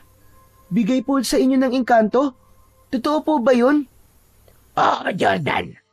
Tama si Enteng. Minsan ay may isang engkanto na humanga sa akin. Nang nakatira na ako dito sa gubat, naging malapit kaming magkaibigan. At yan ang iniregalo niya sa akin. At ngayon naman po, ipinagkakatiwala niyo na po sa akin to, Lola Monina? Tama ka uli. Dahil nararamdaman ko ang kabutihan ng puso mo, Jordan. Nang ipaanod ka sa ilog at nagawang makaligtas, ay katunayan lamang na hindi pa panahon para mawala ka sa mundo. Dahil meron ka pang ibang misyon, at yun nga ay ang maging kasangkapan para lipulin ang mga masasamang nilalang na nanggugulo sa inyong baryo. Kaya naman alam kong maaasahan ka at mapagkakatiwalaan, Jordan. Maraming salamat po, Lola Monina. Hayaan niyo po. Gagawin ko po ang lahat ng aking makakaya para magbalik ang katahimikan po sa Baryo Domingo. Hindi yun dapat makuha ng mga nilalang na kampo ng kadiliman. Gawin mo kung ano ang tama, Jordan. Nandito lamang ako. Susuportahan kita. Sa binitiwang salita ni Lola Monina, ay lalong nagkaroon ng lakas ng loob ang bata. Alam niyang hindi siya nag-iisa sa kanyang magiging laban. Kaya naghanda na si Jordan para bumalik sa Baryo Domingo. Dala niya ang ilang bote na may nakababad na buto ng mansanas, maging ang nasa maliit na supot. Yun lamang ang kanyang gagamiting sandata, laban sa mga kampon ng kadiliman na aswang. Pero pinili din niyang magdala ng kahit isang balaraw na ipinahiram naman sa kanya ni Enteng. Sige, okay lang na gamitin mo balaraw ko, Jordan. Saksak mo sila, ha? Oo, Enteng. Maraming salamat sa'yo. Gusto ko sana tamahan ka eh. Kaya lang, ayaw ako payagan Tia Monina ko. Okay lang yun, Enteng. Sa kalaban ko to, ako lang ang haharap. Ayoko may madamay pang iba. Kaya tama lang si Lola Monina na dito ka lang kasama niya. Bantayan mo siya, ha? Oo ba? Iingat ka, Jordan, ha? Hintayin namin balik ka dito, ha? Oo, Enteng, pangako. At sa pagbabalik ko dito, magandang balita ang dala ko. Sige. Basta galingan mo, Jordan, ha? Tapos ingat ka lagi. Isang ngiti ng pasasalamat ang iginanti ni Jordan sa sinabi ni Enteng. Binitbit na niya ang bag na yari sa buri na pinaglagyan ng bote na may nakababad na buto ng mansanas at ilang gamit ni Jordan. Walang katiyakan kung saan siya tutuloy sa pagbabalik niya sa Barrio Domingo dahil hindi naman siya maaaring magtungo sa kanilang bahay na inangkin na nina Persida at Alfonso. Nagsisimula ng kumagat ang dilim nang makarating si Jordan sa Barrio Domingo. Sa kanyang paglalakad ay naririnig niya ang usap-usapan ng mga tao na nagmamadali sa kani-kanilang pag-uwi dahil nag-aalala silang abutan ng gabi sa daan. Kinatatakutan nila ang pag-atake ng aswang na walang awa at walang habas na nambibiktima. Naisip na ng bata kung saan siya pwedeng pansamantalang tumuloy. Doon siya pupunta para humingi ng tulong. Kagat na ang dilim nang sapitin niya ang bahay ng matalik niyang kaibigan na si Tikboy. Nasa likod bahay ang kaibigan niya at doon nakatambay. Hindi agad lumapit si Jordan dito. Nang makita ang kaibigan, lumikha lamang siya ng ingay at sumitsit. Nagpalinga-linga naman si Tikboy sa paligid at hinahanap ang pinanggagalingan ng sitsit. Inang ko po, naloko na. Hindi lang yata aswang ang meron dito sa baryo namin. Pati na rin yata malignong sitsit meron na rin dito. Ayaw kita makita sitsit ka. Tsak, may hypnotis mo ko. Tapos isasama mo ko sa inyong daigdig. Lumayo ka sa akin, sitsit ka! Patuloy naman si Jordan sa pagsitsit sa kaibigan. Pero sa halip na tumingin si Tikboy sa pinagmumula ni Jordan, ay pilit na inililihis ang paningin nito. Hanggang sa nainis na si Jordan, tinawag na niya ang pangalan ng kaibigan. Naku po, Diyos ko. Boses si Jordan ah. Kanina sitsit, ngayon naman multo. Ay, naku po. Pinagmumultaan ako ng kaibigan ko. Napikon na si Jordan dahil ayaw pa rin tumingin ni Tikboy sa kanya. Kaya napilitan na siyang lumapit, kaya sa paglapit ay napasigaw si Tikboy. Ang OA mo naman! May pasigaw-sigaw ka pang nalalaman dyan! Please lang, Pards. Huwag ka naman ganyan, oh. Huwag mo naman akong pagbultuhan. Baliw! Sira ulo! Anong multo sinasabi mo? Hindi ako multo, no? Totoong-totoo ako! Totoong tao, hindi multo! Hay ano, sige, kahit kurutin mo pa ako, hawak-hawakan mo pa ang kamay ko, buhay na buhay ako! Hala? Oo nga, no. Totoo ka nga. Hindi ka nga multo. At para patunayan ko sa'yo na hindi ako multo, heto! Aray ko naman. Bakit pinitik mo ang tenga ko? Para patunayan ko sa'yo na totoo ako. Oo na. Naniniwala na akong hindi ka multo. Ibig sabihin, hindi ka patay? Hindi, patay na ako, patay na. Bira naman to, hindi nga ako multo, di ba? Ibig sabihin, hindi ako patay, buhay ako. Saka sino ba may sabi na patay na ako? Yung kasi ang kumakalat na balita patay ka na daw. Kaya nga, wala ka na rin sa bahay nyo. Ang naroon na lang, yung dating asawa ng itay mo. Kasama yung bago niyang asawa. Kaya nga ako nagbalik, Tikboy, dahil sa kanila. Anong gagawin mo sa kanila? Basta, ay siya nga pala. Wala kasi ako matutuluyan Pwede bang dito muna ako sa inyo? Kahit ilang araw lang. Oo naman, tamang-tama. Wala si nanay at tatay. Umuwi sila ng Pangasinan. May kamag-anak kaming namatay Sila dalawa lang ang umuwi at iniwan ako. Wala kasi magpapakain sa mga alaga naming hayop Kaya pwedeng-pwede ka rito. Salamat, Tikboy Halika na, pumasok na muna tayo sa loob ng bahay. At marami tayong pag-uusapan. Matagal-tagal ka rin biglang nawala Teka, sigurado ka bang hindi ka talaga multo? Kung kaltukan kaya kita dyan. Oo na, naniniwala na ako sa'yo. Naganda muna ng pagkain si Tikboy para sa kanyang kaibigan. Pagkatapos kumain, ay nagkwentuhan ang dalawa.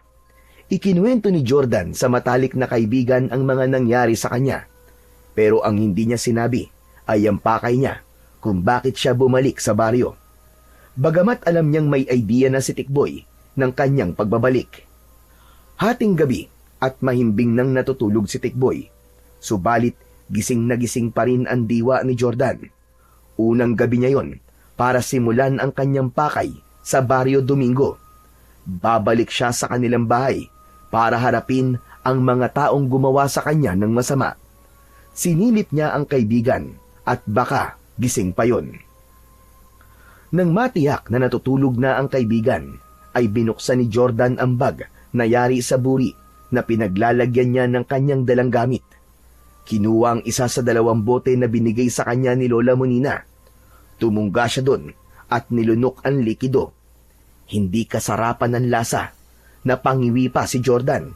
Subalit tiniis niya ang hindi masarap na lasa nun. Kung yun naman ang makakatulong sa kanya para sa gagawin niya sa gabing yun. Kakaibang lakas at pambihirang katangian ang ibinigay ng mutya ng bato ng mansanas kay Jordan. At yun ang kanyang kailangan. Tinahak na ng bata ang daan patungo sa kanilang bahay. Dala niya ang balaraw na maaari niya ring maging sandata laban sa mga aswang. Maging ang supot na may lamang mga buto ng mansanas. Habang naglalakad si Jordan, ay may kakaiba siyang nararamdaman. Pakiwari niya ay may nagmamasid sa kanya. Habang patungo sa dati nilang bahay na tinitirhan ni Persida. Maya-maya pa, nang malapit na siya sa kanilang dating bahay, ay humarang nga sa kanyang unahan ang ilang aswang asbo. Umaangil na tila asong nauulol. Nakahanda ang mga aswang upang atakihin na ang bata. Mahigpit niyang hinawakan ang kanyang balaraw. Hindi sanay sa pakikipaglaban si Jordan, kaya naroon ng kaba at pagkabahala sa kanya. Kasabay ng pag-atungal ng mga aswang ay ang pagdaluhong nila kay Jordan. Nakabuka ang malaking bibig na may matatalas na mga pangil at nakabukas naman ang mga matutulis na kuko na pangkalmot sa kanilang magiging biktima. Nataranta si Jordan sa biglang pag-atake ng mga aswang asbo sa kanya. Kaya't gamit ang balaraw ay nagawa niyang sugatan ang aswang na umatake sa kanya. Subalit, mas naging mabilis ang magkakasunod na pag-atake ng aswang na ang bawat kalmot ay nag-iiwan ng sugat kay Jordan. Kaya naman, nasugatan ang muka at katawan nito. Bumuka ang sugat at dumaloy ang masaganang dugo mula roon. Lalong nakaramdam ng takot ang bata, subalit pilit niyang pinalakas ang kanyang loob. Sinabayan niya ang pag-atake ng mga aswang. Ibinaon niya ang hawak na balaraw sa katawan ng aswang na dumaluhong sa kanya. Halos hindi na makita ang talim ng balaraw dahil sa pagkakabaon sa katawan ng aswang.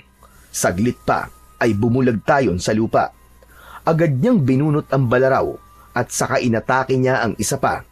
Ganon din ang nangyari sa ikatlong aswang. Ang lahat ng mga ito ay nagawang saksakin ni Jordan gamit ang sandata na kanyang hawak. Subalit napatay man niya ang mga aswang, ay puno naman ng sugat ang katawan ng bata. Naramdaman niya ang takot dahil nagdurugo na ang mga sugat sa katawan at mukha niya. Napaupo si Jordan habang pinagmamasdan ang mga aswang na kanyang napatay. Maya-maya pa, habang nakaupo at nagpapahinga ang bata, wala siyang kamalay-malay na may pagbabago na palang nangyayari sa kanyang katawan. Unti-unting naghilom ang mga sugat na likha ng aswang na umatake sa kanya. Naramdaman na lamang ni Jordan na nawala na ang kirot sa kanyang muka at katawan, at nang tignan niya ang kanyang braso at haplusin ang muka, naramdaman niyang wala na ang mga sugat na tinamo niya. Doon pa lamang niya naisip na totoo nga pala ang mutya ng buto ng mansanas na ang pinagbabara nun ay kanyang ininom. Panibagong sigla at lakas ang naramdaman ngayon ni Jordan, kaya hindi na siya nag-aksaya pa ng oras, kundi pinuntahan niya na kagad ang dati niyang bahay. Tahimik doon na tila walang tao. May pintuan sa likod ng bahay at doon siya pumasok. Buong akala niya ay walang tao dahil wala siyang ingay na naririnig. Kaya lamang sa kanyang pagpasok ay ikinagulat niya ang kanyang nabungaran sa loob nito. Akala ko kung sino ang pangahas na nagtangkang pumasok dito sa loob ng aking bahay. Ang kapal mo! Paano mo nasabing bahay mo to? Ako ang may-ari nito! Sa akin na ito ngayon. Saka di ba patay ka na, Jordan? Ni hindi ko alam kung paano ka pang nakabalik dito. Si Persida lamang ang nasa loob ng bahay ng mga sandaling yon. Wala roon ang kanyang kasamang si Alfonso. Pwes nagkakamali ka. Dahil buhay na buhay ako, Persida. At narito ako para maningil sa mga ginawa mo sa akin. Sa amin ng tatay ko. Ang tapang mo naman, bata. Baka hindi mo kilala kung sino ang kaharap mo. Kilalang kilala kita, Persida. Kalahi ka ng mga aswang na nakainkwentro ko kanina. Nakainkwentro mo? Ang mga alagad ko? Ha! Alaga mo pala sila, ha? At wala silang binatbat. Anong ibig mo sabihin? Bakit nakakagulat ba ang sinabi ko? Gumagawa ka lamang ng kwento. Akala mo yata'y mapapaniwala mo ko. Dahil isa ka lamang pangkaraniwang bata. Alam ko yon. Kung pangkaraniwan lang ako, sa tingin mo ba ay makakabalik ako rito? Matapos mong ipag-utos sa lalaking kasama mo, natapusin ako? Hindi pa rin ako naniniwala sa'yo. Ngayon masusubukan ko kung hanggang saan ang yabang at kakayahan mo, bata. Akala mo yata ay natatakot ako sa'yo. Biglang nagbago ang anyo ni Persida. Naging mabangis na aswang na handang harapin si Jordan. Subalit bago pa umatake si Persida sa anyo ng aswang, mula sa kung saan, ay biglang humarang naman ang isa pang halimaw. Yun ay walang iba kundi si Alfonso, na nasa anyo na rin ng aswang at galing ito sa labas ng bahay. Ako nang bahala sa kanyang, Persida. Sagot ko na siya. Dapat lang, dahil may ginawa kang isang malaking kapalpakan. Umatungal muna si Alfonso bago pa nito sugurin si Jordan. Subalit naalala ni Jordan na may ibinigay nga palang mga kakaibang buto ng mansanas sa kanya, si Lola Monina. Kinuha niya ang ilang piraso nun at agad na ibinato kay Alfonso. Nagwala ang aswang na si Alfonso nang tamaan ng buto ng mansanas. Umusok din ang bahagi ng katawan na tinamaan ng buto na ipinukol ni Jordan, kaya maging si Persida ay nataranta na rin. Anong ginawa mo kay Alfonso? Anong klase ng armas ang meron ka? Wala ka na ron. Sige, subukan mo lumapit sa akin at matutulad ka rin sa kanya. Sige, lumapit ka. Sinusubukan mo talaga ako. Hindi nagpatakot si Persida. Inatake nito si Jordan habang si Alfonso ay iniinda pa rin ang sugat sa katawan. Tila naaagnas ang bahagi ng katawan na tinamaan ng buto ng mansanas.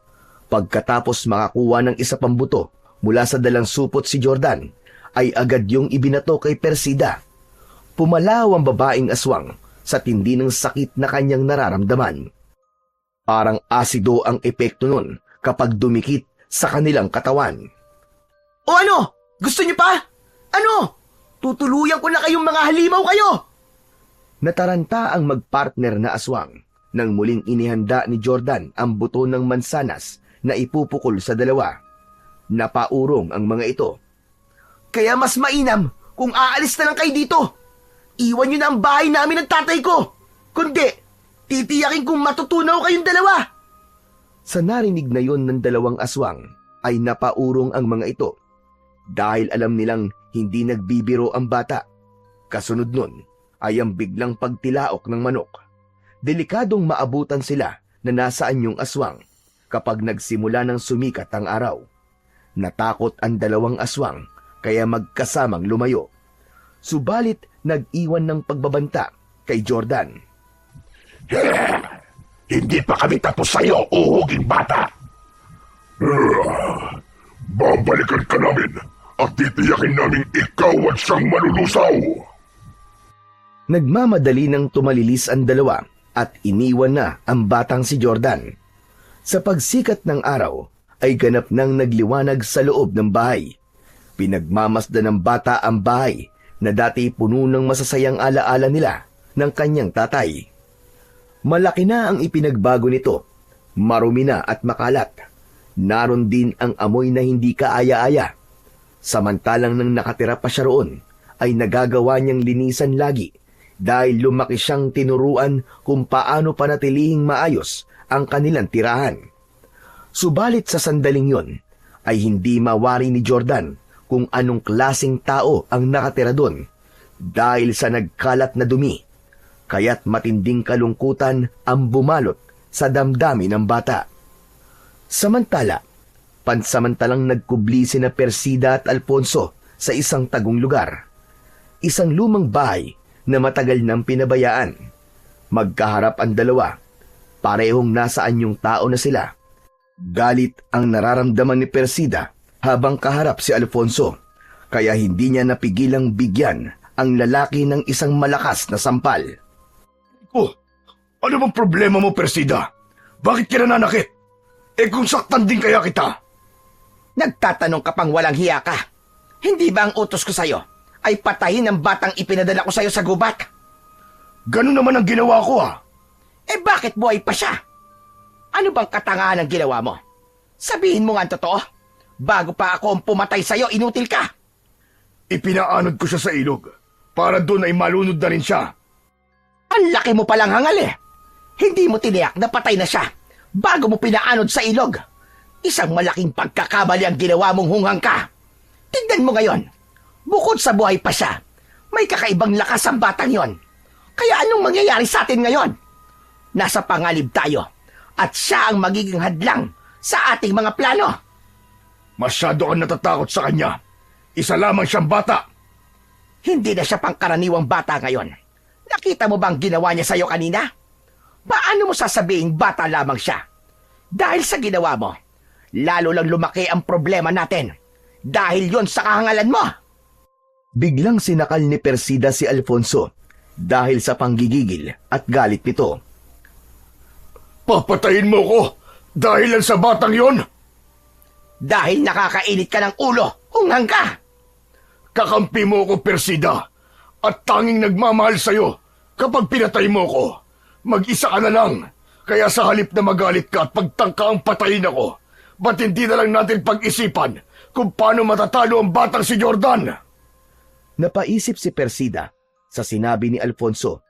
May katwiran ito. Sa halip na magalit siya at silang dalawa ang magpatayan, mas mainam kung mag-isip sila ng paraan para tapusin ang batang hadlang sa kanilang mga plano. Ikaw ang siyang mag-isip ng paraan, Alfonso, para makabawi ka sa kapalpakang ginawa mo. Sige, akong bahala, Persida. Tiyakin mo lang na hindi ka napapalpak ngayon. Dahil kapag pumalpak ka ulit, ay tuluyan nang mawawalan ako ng tiwala sa'yo. Kahit ikaw pa ang lalaki nagpapasaya sa akin. Alam mo na ang pwedeng mangyari sa'yo. Mas mahalaga pa rin sa akin ang pagsunod at ikatutuwa ng ating Panginoon kaysa kasiyahang binibigay mo sa akin. Nagkakaintindihan ba tayo, Alfonso? Hindi na umimik pa si Alfonso, pero nakatatak na sa isipan niya ang ibig sabihin ni Persida. Kaya dapat lamang na makaisip siya ng paraan at hindi niya dapat biguin ang babaeng kaharap niya. Samantala, sa ibang dako naman, nagising si Tikboy na wala sa kanilang bahay si Jordan. Nagtaka ang bata pero naisip niya na marahil ay pumunta ito sa dating bahay dahil ang nais nga ng bata ay mabawi ang dating tirahan sa babaeng naging asawa ni Donato. Kaya't nagtungo na lamang doon si Tikboy upang alamin kung naroon nga si Jordan. At tama nga ang kanyang hinala. Inabutan niya nga roon ang kanyang kaibigan na abalang naglilinis. Hindi kasi kinaya ni Jordan ang matinding kalat na nakikita niya sa loob ng bahay, kaya nagkusa siyang linisan ito. Lalo na't iniwan na ito ni na Persida at Alfonso sapagkat natakot na sa kanya. Sabi ko na nga ba't nandito ka lang, Pards Uy, ikaw pala, Tikboy. Pasensya ka na. Hindi ako nakapagpaalam sa'yo. Kasi ang sarap-sarap ng tulog mo nang umalis ako kanina Ayos lang yun. Pero teka, akala ko nandito yung dalawa. Sina Aling Persida at yung lalaki niya. Umalis na sila. At malamang, hindi na sila babalik pa. Talaga? Nagawa mo silang paalisin? Natakot sila sa'yo? Oo, kaya nabawi ko na ang bahay namin ni tatay. Hindi ko talaga hayaang sirain nila ang bahay na to at angkinin. Saka tignan mo, binaboy pa nila ang daming kalat. Parang hindi tao ang nakatira. Mukhang tama ka doon, Jordan. Baka nga hindi tao sina Aling Persida. Kasi nga ang totoo, pinagdududahan na sila eh. Yun nga lang, wala pang katibayan na masasama sila. Na sila ang mga aswang. Tikboy, kung sabihin ko sa yung totoong sinabi mo, na aswang nga sila, maniniwala ka ba? Pwede naman. Kaya lang kung talagang aswang sila, paano mo silang napalis? Ibig ba't sabihin may panlaban ka sa mga aswang na kagaya nila? Napangiti na lamang si Jordan. Hindi pa oras para sabihin niya sa kanyang kaibigan ang totoo. Nakakamiss din kasi tong bahay namin, Tikboy. Kaya dito muna ako. Sigurado ka ba? Baka kasi hindi ka ligtas dito eh. Huwag mo akong alalahanin. Kaya ko nang protektahan ang sarili ko. Balikan naman natin ang magpartner na aswang na sina Persida at Alfonso. Masayang ibinalita ng lalaki ang kanyang nabuong plano. Ipinaliwanag niya yon at dinitalye upang maunawaan ni Persida. Kahit na ano pang plano mo, Alfonso, isa lang ang nais kong mangyari. Ang magtagumpay ang plano mong yan. At ayokong papalpak ka uli. Magtiwala ka sa akin, Persida. Matutuluyan na ang batang yon. Inaasahan ko na mangyayari ang sinasabi mo, Alfonso. Sabi ko naman sa'yo magtiwala ka lang sa akin. Gawin mo, Alfonso, at huwag puro yabang at salita lang. Kaya nang sumapit ang gabi, ay tinipon na ni Alfonso ang mga kauri nilang aswang. Isa, laban sa lahat ng mga kauri nilang aswang, ang magiging laban. Nag-iisa lang si Jordan laban sa kanila. Ang gagawin nila ay paliligiran nila ang dating bahay ni Jordan, kaya walang kawala ang bata. Kahit pa meron itong kakaibang lakas o ano pang sandata laban sa mga aswang, dahil sa dami nila ay mahihirapan ito, panigurado. Ganun na nga ang ginawa ni na Alfonso.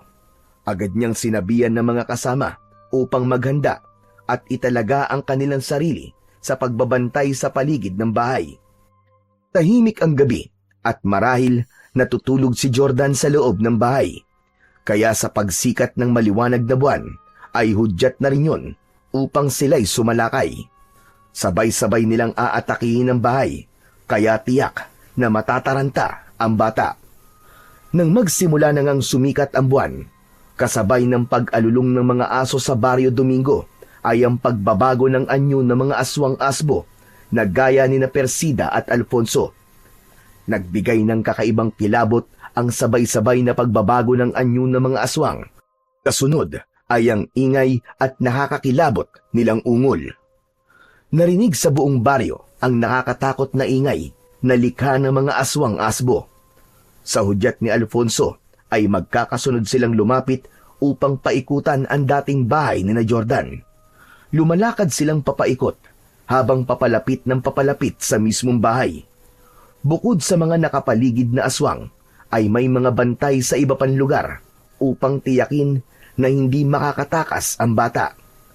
Subalit habang papalapit ang mga aswang sa bahay, ay tila wala pa rin nangyayari sa loob nito.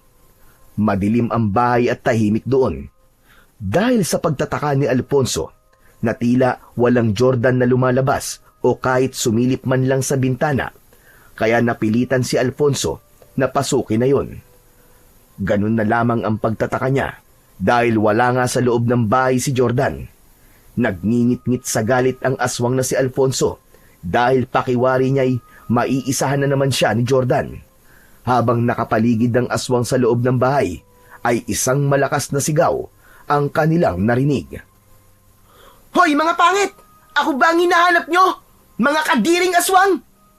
Halos sabay-sabay na lumingon ang mga aswang sa lugar na pinagmulan ng boses ni Jordan. Hindi sa bahay na yon nagpalipas ng gabi ang bata, kundi umuwi ito kina Tikboy. Ayon sa pakiusap ng kaibigan, kaya maling-mali ang kutob at naging plano ni na Alfonso para atakihin nila ng sabay-sabay ang bata na wala naman pala sa bahay nito. Muli, nabigo si Alfonso. Yan ang hirap sa inyong mga aswang eh. Hindi nyo ginagamit ang mga utak nyo. Mga hunghang! Sinusubukan mo talaga kung buwisit ka! Ikaw ang buwisit dahil sa ginawa mo sa akin. Napakasama mo. Katulad mo ang mga aswang na kasama mo. Nagpupuyo sa galit si Jordan. Alam niyang hindi niya kakayaning harapin ng sabay-sabay ang mga aswang kapag umatake ang mga ito.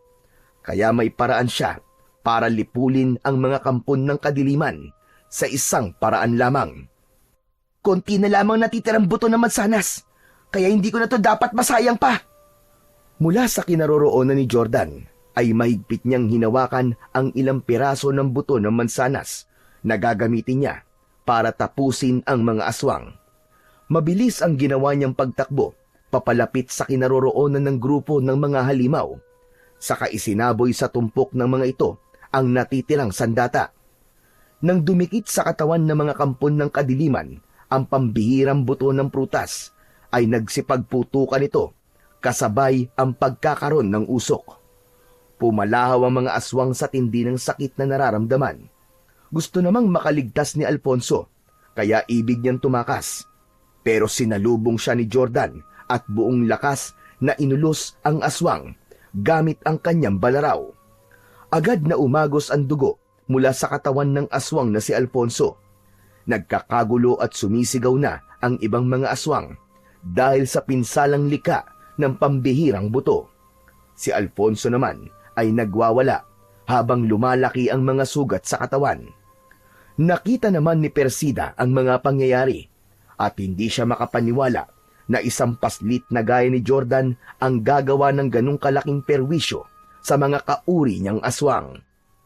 Gaya ng nabitiwang salita ni Persida, ang magiging kapalpakan ni Alfonso ay magbibigay sa kanya ng parusa. Subalit, hindi na maparusahan ni Persida si Alfonso dahil agad na binalingan ni Jordan ang babaeng aswang. Hindi rin siya papayag pang magpatuloy ang pag-aasik nito ng kasamaan. Kaya hawak ang balaraw na hinugot mula sa katawan ni Alfonso ay buong bilis niyang inatake si Persida. Sa gawing leeg niya itinusok ang balaraw, kaya naman pumulandit pa ang dugo ng babaeng aswang. Dahil may natitira pang buto ng mansanas, ay hindi na niya sinayang pa ang pagkakataon na yon para ganap ng tapusin ang babaeng naging dahilan ng kamatayan ng kanyang ama. Habang sumisirit ang dugo sa leeg ni Persida, ay nakabuka ang bibig nito. Kaya doon isinubo ni Jordan ang nalalabing huling buto ng mansanas. Pagkatapos na mailagay ng bata ang buto sa bibig ni Persida, ay umusok ang bibig nito. Tila gumalaw at lumulobo ang ulo ng babaeng aswang. Saglit pa ay bigla yung sumabog na parang isang granada. Sumabog at nagkalat ang bahagi ng ulot katawan ng aswang. Tuluyan nang natapos ang kasamaan ni na Persida at Alfonso. Nabigyan na rin ng hustisya ang naging masaklap na kapalaran ng kanyang ama. Nabawi na rin ni Jordan ng tuluyan ang bahay na galing pa sa kanyang mga magulang.